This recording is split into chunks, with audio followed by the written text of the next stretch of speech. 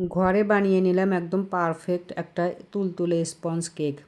আসসালামু আলাইকুম, কেমন আছেন আপনারা সবাই? চলে আসলাম আরও একটা নতুন ভিডিও নিয়ে। ভাবলাম ছোট্ট একটা কেক বানাই, তারই একটা ক্লিপ নিয়ে নিয়েছি। আমি কেক বানানোর সময় সবসময় ময়দা আর গুঁড়ো দুধটা প্রায় সমান সমানই ব্যবহার করি। যেহেতু ঘরে বাচ্চাদের জন্য বানাই, তাহলে একটু গুঁড়ো দুধ বেশি করে দিলে তো কোনো সমস্যা নেই। 1 কাপের একটু বেশি পরিমাণে ময়দা নিয়েছি আর একটু 1 কাপের কম পরিমাণে গুঁড়ো দুধ নিয়েছি। বেকিং সোডা, বেকিং পাউডার আর দিয়ে নেব সামান্য একটু লবণ। শুকনো উপকরণগুলো ভালোভাবে এভাবে মিশিয়ে এক পাশে রেখে দিয়ে এখন চলে যাব জুসারের মধ্যে ডিম দিয়ে আমি এই কেকটা বানাবো। আমি অনেকবারই এরকম জুসারের ভিতরে ডিমগুলো দিয়ে এখানে 1 কাপ চিনি দেব। 4টা ডিম দিয়েছি, 1 কাপ চিনি দিলাম। আর 1/4 কাপের মতো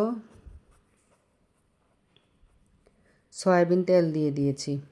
দিয়ে এখন এটাকে অনেকটা সময় ধরে বিট করে নেব, চিনিটা একদম গলে আসা পর্যন্ত। এটা একটু একটু ফমি ফমি হবে, কিন্তু হ্যান্ড মিক্সার দিয়ে করলে কিংবা ওটা দিয়ে করলে ফমি হয় বেশি। এটাও হয়েছে অল্প একটু।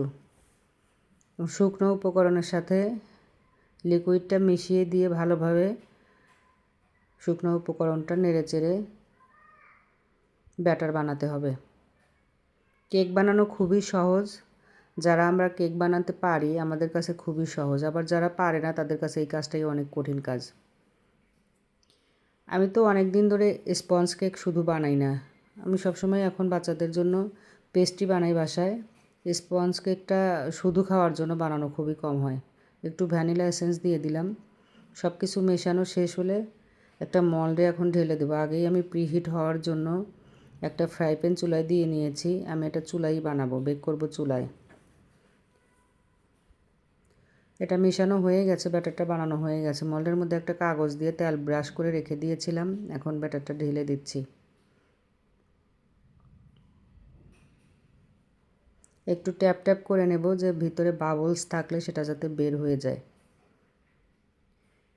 এখন আগে থেকেই প্রিহিট করা ফ্রাই প্যানের মধ্যে এটা দিয়ে ঢাকনা চাপিয়ে দিয়ে ফ্রাই প্যানের ঢাকনার ফুটাটা একটু বন্ধ করে দিলে, আর একদম মাঝারির চাইতেও একটু কম আঁচ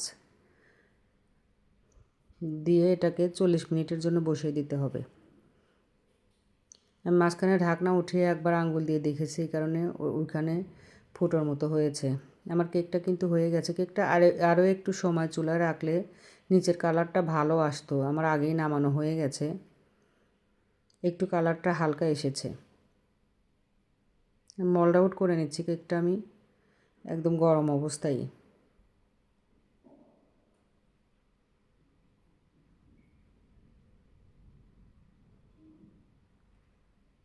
পিছন থেকে কাগজটা তুলে নেব।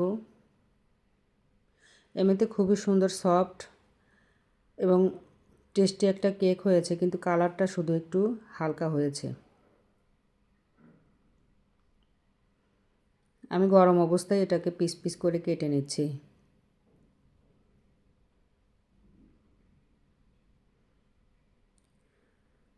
অনেক মজাদার হয়েছিল কেকটা, যেমন তুলতুলে নরম, তেমন একদম ফ্লেভারফুল ভ্যানিলা ফ্লেভারের একটা কেক। আল্লাহ হাফেজ।